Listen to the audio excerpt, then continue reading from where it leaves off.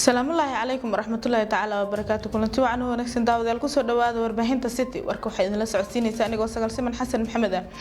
قد بدأ وقدر كورونا وحاكم ذا وزارة عافيمادك حكومة الصومالية وحرن عافيماد كده فرتي بلدوينه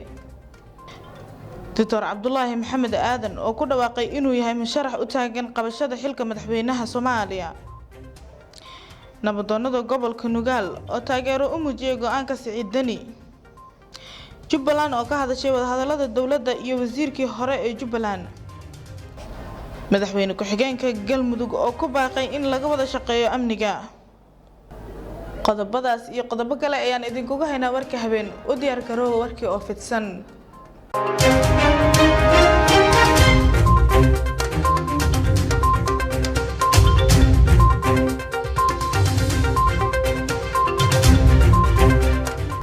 وزارة عافيمادك حكومة فدرالك ee Soomaaliya ayaa xarun caafimaad ka daahfurtay Beledweyne waxa faafahinta warkaas inoo haya Abuukar Yare wasiirka wasaaradda caafimaadka iyo daryeelka bulshada xukuumadda federaalka Soomaaliya Dr. Fawziya Abiykar Nuur ayaa xariga ka jartay isbitaal dadka loogu adeego oo laga hirgeliyay magaalada Beledweyne ee xarunta gobolka Hiiraan mashruuca lagu dhisay xaruntan caafimaad ayaa waxa gacan ka geystay hay'adda Khadarjaaj oo ah hay'ad ka howlgasha gudaha dalkeena Soomaaliya iyo wasaaradda caafimaadka xukuumadda federaalka Soomaaliya waxa munaasabada xariir jarka qayb ka ahaa gudoomiyaha hay'adda Khadarjaaj wasiiru dawlaha wasaaradda caafimaadka Hirshabeelle maamulka gobolka Hiiraan iyo qaar ka mid ah waaxyaha caafimaad ee magaalada Beledweyne عبد النور حاج علي مرسل gudoomiyaha hay'adda Khadarjaaj ayaa sheegay in mashruucan uu ka kooban yahay waxyaabo dhowr ah mashruucan wuxuu ka kooban yahay xarun caafimaad oo laba qaybood ah qaybta dhalaanka iyo hooyada iyo qaybta emergency-ga oo labada qayb ay u jeetiin labada dhismo iyo masjid oo asagana loogu talagalay inay ku tukadaan dadka bukaanka u imaaday iyo dadka deegaanka xaafadda degan mashruucani wuxuu qayb ka yahay mashaariic hay'adda Khadarjaaj ay ka wado guud ahaan wadanka Soomaaliya wuxuuna daba socdaa oo qayb ka yahay heshiis ay galeen hay'adda Khadarjaaj iyo wasaaradda caafimaadka dawladda federaalka heshiiskaas oo ahaa hay'adda Khadarjaaj inay ka kaalmayso wasaaradda caafimaadka inay u dhisto xarumo caafimaad dhammaan gobolada Soomaaliya ka dhisto Muxidiin Mukhtaar Macalin wasiiru dawlaha wasaaradda caafimaadka Hirshabeelle iyo wasiirka wasaaradda caafimaadka xukuumadda Soomaaliya Fawziya Abiykar Nuur oo goobta xarig jarka ka hadlay ayaa sheegay inay ka qayb qaadanayaan dhismaha xarumaha caafimaad ee dalka xarumaha caafimaad qaasatan maada anjilde madaxweynaha dowlad goboleedka Hirshabeelle ayaa waxay qayb ka ahayd qorshe siyaasadeedkiisii kaga aadanaa in mudnaanta koowaad oo siiyo in laga hirgeliyo dhammaan dowlad goboleedka Hirshabeelle xarumo loogu adeego hooyada iyo dhalaanka marka runtii sidoo agaasimo hore u sheegayna waa qaybtii labaad oo laga daafuro ama laga xarig jaro bil gudaheed magaalada Beledweyne sidoo kale waxa jiro iyagana xarumo markaas gabagabano aan rajeynayna iyagana mar dhow inaad nagal soo qayb gali doontaan marka wasiir waan kaaga mahadcelinaynaa mar labaad waxaan rajeynaynaa anagoo kaashanayno maamulka gobolka iyo kan degmada iyo runtii anagoo wasaaradda caafimaadka federaalka ka rajeynayno shaqo aad hadda haysaan iyo in ka sii badanbo in mashruucan wuxuu soo bilowday ku dhawaad 2 sano ka hor Khadarjaaj nagala shaqeysay sidii loo heli lahaa xaruntan kadib aan ula nimid hay'adda Wardi oo dhulkan yabooqday kuna shaqeyn doonta hadii alla idmo waxa soo galay koronihii hore iyo waqti dhib badan ay ku soo dhiseen laakiin ma had alla saakay waxaan fureynaa oo aan ku faraxsanahay inaan joogno munaasabadan il allaale intii ka qayb qaadatay waa u mahadcelinaynaa Beledweyne waa meelaha Soomaaliya ugu dadka badan leh inta ku nool waa badan yihiin baahidana waa badan tahay dadaal khaas in la muujiyo wasaaradda federaalka iyo maamulka Hirshabeelle maamul goboleedka Hirshabeelle iyo maamulka degmada iyo gobolka waxay ahayd wax waajib ah in laga shaqeeyo Abuukar Ali Cadaabe Abuukar Yare raadiyaha iyo TV-ga City magaalada Jowhar. Dr. Cabdullaahi Maxamed Aadan ayaa ku dhawaaqay inuu yahay musharax u taagan qabashada xilka madaxweynaha Soomaaliya. Waxa faafahinta markaas inoo haya Cumar Guux. Dr. Cabdullaahi Maxamed Aadan Salaamullaahi ayaa si rasmi ah maanta ugu dhawaaqay inuu yahay musharax u taagan madaxtinimada Soomaaliya kadib kulan uu Muqdisho ugu qabtay warbaahinta. anigoo ah Dr. Cabdullaahi Maxamed Aadan Salaamullaahi ku magac dheer waxaan rabaa inaan halkan ka shaaciyo inaan nahay musharax u taagan jagada madaxweynenimo ee Jamhuuriyadda Federaalka Soomaaliya. runtii inaan soo istaago ku dhawaaqo bulshada Soomaaliyeed aan u gudbiyo codkayga kelmadda ah inaan u taaganahay musharax madaxweyne ee Jamhuuriyadda Federaalka Soomaaliya inaan u istaago waxa igu kalifay kadib markaan weli muddo ah arrimaha siyaasadda ku soo jiray ayaa waxa dhacday inay bulshada qaybaheeda kala duwan ay ugu dhiirigeliyeen ii soo jeediyeen wax badan aan xoogaa ka yara adkaystay ka yara dhaga adeegay laakiin si aan kala haris lahayn dhinaca dhalinyarada dhinaca haweenka dhinaca aqoon-yahanada dhinaca culummada dhinaca haweenka dhinac kasta oo siyaasiyiinta bulshada Soomaaliyeed ay ugu xiran qaybaheeda kala duwan waxay ugu dhiirigeliyeen inaan positionkan u soo istaago hoggaanka dalka maxaa yeelay anigu waxaan ahay nin waay arag ah oo ah gudaha iyo dibadda waay arag u ah aqoon-yahanna ah dalkana hore ugu soo shaqeeyay. sidoo kale waxa uu tilmaamay inuu ka shaqayn doono horumarinta kaabayaasha dhaqaalaha iyo fursad siinta jiilka wax bartay haddii uu ku guuleysto doorashada 2021 aimka ama qaban doona insha Allah waxa ka mid noqon doona oo aan targetkeena ah noqon doona hadafkeena ugu weyn kow waa gudaha iyo dibadda marka la kala qaado siyaasadda gudaha iyo siyaasadda dibadda insha Allah waxaan ku dadaali doonaa bacdama aan muddo badan qurbaha ku soo noolaa oo aan garanayo caalamka sida loola macaamilo siyaasadda dibadda meesha maanta ay joogto meel ka sarreysa inaan geeyo ayaan ku dadaali doonaa biidnillaahi alkariim. siyaasadda gudaha amaam arrimaha gudaha kow waxaan xooga saari doonaa sida ay baahida ugu kala horeyso amniga wuxuu noqon doonaa qodobka koobaad qodobka labaadna wuxuu noqon doonaa adeega arrimaha bulshada sida waxbarashada caafimaadka iyo isgaarsiinta iyo mataqaanaa arrimaha asaasiga ee bulshada. sidoo kale waxaan aad iyo aad muhiimad gaar u siin doonaa dhinaca dhaqaalaha ama wax soo saarka dalka oo ah meelaha ugu muhiimsan oo maanta bulshadeena ay ka dhibaataysan tahay. dalkan wuxuu leeyahay wasaarado leeyahay wasaaradaha qaar waa wasaaradaha runtii halbowlaha u ah dalka oo la'aantood uusan socon karin dalkan sida wasaaradda xanaanada xoolaha dhirta iyo daaqa oo dhaqaalaheena wax xoolaha ku tiirsan yahay wasaaradda beeraha oo ayadu runtii dalkan kaafin karta wasaaradda kalluumaysiga iyo kheyraadka badda ee wasaaradda ganacsiga iyo warshadaha. afartaas wasaaradood ayaa waxay noqon doonaan focuskeena koobaad ama targetkeena koobaad ay noqon doontaa haddii Ilaahay idmo. ugu dambeyn xildhibaanada labada gole ee la soo dooran doono ayuu ka codsaday in dalka samati bixintiisa ay qayb ka qaataan oo codkoodana siiyaan. waxaan ka rajaynayaa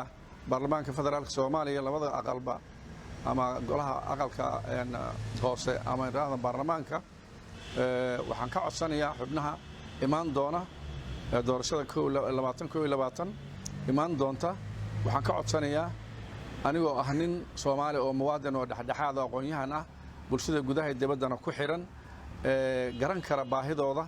ummadda Soomaaliyeed u garsoori kara runtii waxyaabaha aan raaciyo qodobka waliba garsoorka uu noqon doona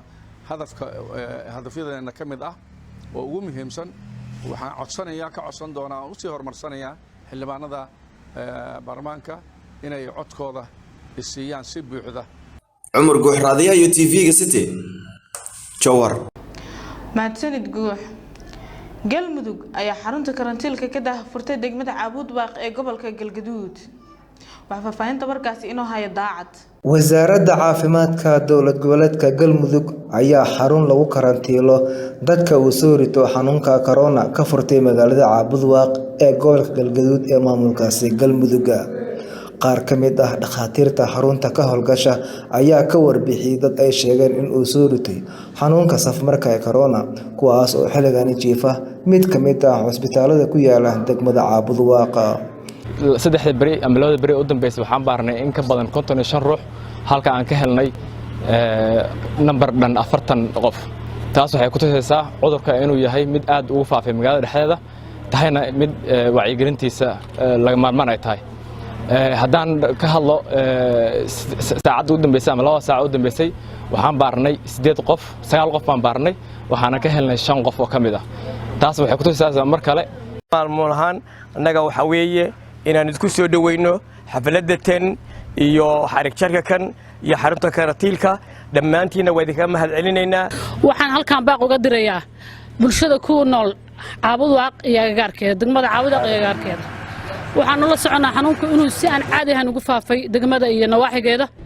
waxaan ognahay dadku inta badan inaysan sida ugu dhaqsaha badan ay u soo gaarin xaruntu oo ay markuu qofku aas u liito ama qofkii oo dhintay ama naf baxay ama nafax ku dhow ay keenayaan waxaan ka codsanaynaa kow number 1 imaada bulshada deegaankow oo isbaar si badqabka bulshada loo ogaado oo covid-19 oo dadka ay u laaanayaan hadda sida tutorku noo sheegay saacadii hadda la soo dhaafay 5 qof 9 qof laga qaaday 5 qofna waa laga helay hadda qof baa ku dhintay meesha gudaheeda oo naf la soo gaarsiin waayay macnaheedu waxa waaye saakan waxaan maqlayay nin kale oday oo ku dhintay macnaheedu waxa waaye maalin walba dadka waa aad bay ugu laahanayaan marka waxaan codsi marka u jeedinayaa inay dadka qurba joogta ah inay qayb weyn ka soo qaataan aad iyo aad u maasan yihiin horeyna uga soo qayb qaateen wasiirka wasaaradda caafimaadka dowlad goboleedka Galmudug Cabdiwali Maxamed Axmed ayaa sheegay in dadaal dheeraad ah ay ugu jiraan sidii bulshada reer Caabudwaaq ay u heli lahaayeen xarun u gooni ah dadka uu soo rito xanuunka coronavirus markii labaad oo dalka ku soo laba kacaliyay. caabuqan safmarka ah wuxuu dhib badan oo naf iyo maalba u geystay dadkii ku noolaa deegaanka degmadan qaasatan Caabudwaaq waxaan ka bilownay 3 heer oo cudurkaas lagu tacaalayo 3 maalin la soo dhaafay waxaan xoojinay oo sare u qaadnay wacyigelintii ka socotay degmadan waxaan kaloo sare u qaadnay oo maanta aan ku soo darnay ku soo beerinay baaritaankii test kitkii lagu baari lahaa cudurkan qofka inuu positive yahay inuu negative u yahay xaruntan waxa sida uu doctorka noo sheegay waxay hadda diyaar u tahay inay qabato maarata xakameyn iyo daaweyn iyo management ay ka helaan bukaanka ka cabanaya caabuqan ka wasaaradda ahaanna waxaan ballan qaadaynaa insha Allah tacaala oo joogtaynaynaa sidaan u tamanagana support-ka nooga aadana mas'uuliyadda aan ku lahayn xaruntan iyo joogtaynteeda dhammaan degmadan iyo degmooyin kale ta Galmudugba inaan gaarsiino adeeg caafimaad looga hortagayo caabuqan. Maxamuud Daacad raadiyaha telefishinka City Jowhar. nabadoonada gobolka Nugaal ayaa taageero u muujiyay go'aanka Siciid Dani wax faafahinta warkaasi inoo haya Abuukar Yare. nabadoonada gobolka Nugaal oo ka qayb galay kulan ay isugu yimaadeen golayaasha dawladda waxgaradka iyo siyaasiyiin ka soo jeeda gobolka ayaa ka hadlay amniga caasimada dowlad goboleedka Puntland horumarada deegaanada Puntland ka socda iyo arrimaha siyaasadda ee ka taagan doorashooyinka dalka oo aan wali lagu heshiin. qaar ka mid ah dhaqanka oo kulanka ka hadlay ayaa sheegay in Puntland dad gaar ah ay u xil saartay arrimaha siyaasadda sida madaxweynaha iyo ku-xigeenkiisa iyo xubnaha kale ee maamulka ka tirsan waxaana ay sheegtay in loo baahan yahay xalinta wax walba oo caqabad ku ah dowladnimada Soomaaliya. ka odayaal ahaana waxaan leeyahay habeen iyo maalin walba waxaanu ka shaqeynaa waa ammaanka cidii aan ogeynana maanta u sheegay waxaanu ka shaqeynaa waa ammaanka waxaanu ka warhaynaa guryaha hadeer rag halkan fadhiya qaybahood shirar xaafadu ay qayb qabanayeen oo kulleen xaafadan deganay aan kaga qayb galay waxay ahayd go'aamada la isla qaatay guri kasta oo la kireynayo iyadoo aan loo helinin qof la yaqaan oo damina inaan la kireyn ammaanka waxa ku nool oo ammaanka laga rabaa inay ka shaqeeyaan waa inaga booliskii waxa ma qaban karaan waa garab taaganahay waana soo dhaweynaynaa boqolkiiba boqol waa ka shaqaynaynaa haddii alla idmo aad baanana hadeer magaalada tan sida hadda ammaankeedu yahay ama gobolku uu yahay sida aan kaga warhayno wuu fiican yahay maasha allah bacdal salaan wax badan oran maayo saddex qodob baan midba meel ka taabanaya qodob waxaan leeyahay waa arinta Puntland qodobna waxaan leeyahay waa federaaleysiga Soomaaliya arinta Puntland innaga haddii dawlad baynu dooranay madaxweyne ku xigeen wasiiro iyo golo baarlamaan waxaan malaynayaa maalintii xilka aad qabateen kolley ciidan uma aynaan iman maantana sidaan malaynayo ciidan baa jooga Puntland ku filan cadowga aageena jooga inta anigu dawladda Puntland waa ku amaanaya ilaa iyo maalintii wasiirka iyo intii la halmaasha waxay ku hawlanaayeen ciidan ay abuurayeen oo dhaqaale siinayeen waxyaabo badan oo haatan lagu amaani karo dawladdu waa jira laakiin hadda inaanu amaano dawladda oo qodobka iyo qodobkaas waxaan malaynayaa waqtiga ka gaaban waxaan leeyahay dawladay waxaad qabateenna wallaahi shukri ala waajibo waa ku amaanintiin innagu waxaynu nahay Soomaali waxaynu nahay reer Puntland wixii Puntland rabto baynu rabnaa wasiirku waa inoo warbixiyay warbixintiina waa ku qanacnay waxa way markaan innagu reer Puntland baynu nahay wixii ina qabta baa ina qabta wixii aynu magaranaysaa de xaq u leenahayna inaynu ka hadalno oo aynu helno baa la rabaa madaxweynihii raggiina waa maqan yihiin siyaasiyiinta wayna sugaynaa Puntlandna waa isku mid waxa way marka sidii wasiirku u warbixiyay wixii uu inoo sheegayna waa ku qanacnay de wixii siyaasadana dawladda inoo ku jidha annaguna odayaashii waddankaanu nahay wixii aad ku qanacdaan baanu ku qanacnaa haddii wax burburaan oo gurigu dabaq yahay oo burburo kor baa horta u daran innagu marka waxaan qabaa hadday odayaal tahay hadday dawlad tahayba isku meel baynu saaranna waxaan ka wadaa waxaas ay meeshaynu saarannahay inaan kor uga soconno maaha yaa hala ilaasho innagu mar walba waa sugaynaa maxaa yeelay isagaa ula amrigeennii isagaynu doorannay isagaynu maalin isugu dhawaaqnay ninkii mucaaraday ahaan mucaarada laakiin annaga ka wadayaal ahaan dadkii mucaaradi lahaa ma nihin waddanka sistamkiisa in la ilaasho weeye ergadii Puntland oo haatan khaliif sheegaya raggii joogay oo wax ka dhisay baan ugu raggii magacyada bixiyay baan ahaa sidii loo dhisayna waynu garanaynaa rag baa ka soo sheekeeyay waa ku taaganahay waxay ahayd inaynu nahay hooyadii Soomaali weyn aabihii Soomaali weyn saldhigii Soomaali weyn dadkii looga bartay inay ummadda Soomaaliyeed hogaamiyaan isu keenaan u dulqaataan wax badan baadi doona bayna waana baadi doona dawladda dhexe waa ogtiin naf iyo maal baa ina kaga burburay naf iyo maal baa ina kaga burburay raggeennii iyo dhiiggeenii baa yaal filla Soomaaliya inaguna xaashaa lilaahi wixii aynu dawladda ku leenahay federaalka waa inaynu ka doonano oo xoogga saarno xag ciidan xag mashaariic wax alla baaxadeenna inagoo ku doonayno inagoo baaxadeenna ku doonayno maamulkeenu bad iyo buur iyo berri maamulada waa ka xoog weyn amniga iyo jiritaanka Puntland ciddii ka shaqaynaysa waana u taaganay waana u taagnaa jir ciddii u taaganna allah ku garab galaan leena inta haddaan ka gudbo iswaraysigu mawduuca uu ku saabsan yahay shirku aad buu muhiim u yahay Soomaalidu waxay tiraahdaa war la hel yaaba tala leh waxa kale lagu maahmaaha is arag ba amuur ebiya marka la is arko oo la is waraysto ba taladu soo baxda xalka la hela arinta anagu waxaanu leenahay Puntland wixii lagu dhisay waa ogeyn dadkii dhistay baanu ahayn xeerarka dadkii wax ka sameeyay baanu ahayn Puntland waxa saldhig u ahaa federal system in dawlad istayda oo ismaamusha oo hawlaheeda u madax bannaan hoose Abuukar Ali Cadaabe Abuukar yare raadiyaha iyo TV-ga City magaalada Jowhar Jubbaland ayaa ka hadashay wada hadallada dawladda iyo wasiirkii hore ee Jubbaland wax faafaynta warkaasi inuu hayo Cumar Guux madaxweyne ku-xigeenka koowaad ee dowlad goboleedka Jubbaland Maxamuud Sayid Aadan oo la hadlay warbaahinta ayaa shacabka Jubbaland uga digay inay qaataan propaganda uu sheegay in lagu faafinayo baraha bulshada. Maxamuud Sayid Aadan ayaa sheegay in hadallada lagu daabaco baraha bulshada lagu kala qaybinayo hay-adaha dastuuriga ah ee dowlad goboleedkaasi Jubbaland ee dhisan, taasina ay tahay mid aanan wanaagsanayn. Waxaan ummadda shacabka ee Jubbaland rabaa inaan ugu bishaareeyo in Jubbaland ay ka gudubtay propaganda iyo sidoo kale cayayaanka baraha bulshada lagu kala qaybiyo hay-adaha dastuuriga ah ee Jubbaland ee dhisan ee ardunka waa la sii horumarin karaa laakiin dib looma celin karo, ayuu yiri madaxweyne ku-xigeenka koowaad ee Jubbaland Maxamuud Sayid Aadan. dhinaca kale isaga oo sii hadlayay ayuu sheegay inay shacabka iyo dowlad goboleedkaasi Jubbaland propagandada laga faafinayo ay ka yihiin dowlad qaangaar ah, waxaana uu sheegay in rag dhalinyaro ah oo lagu xareynayo inta u dhaxaysa beled Xaabo iyo Doolow ay tahay maskax ka timid magaalada caasimadda ah ee Muqdisho.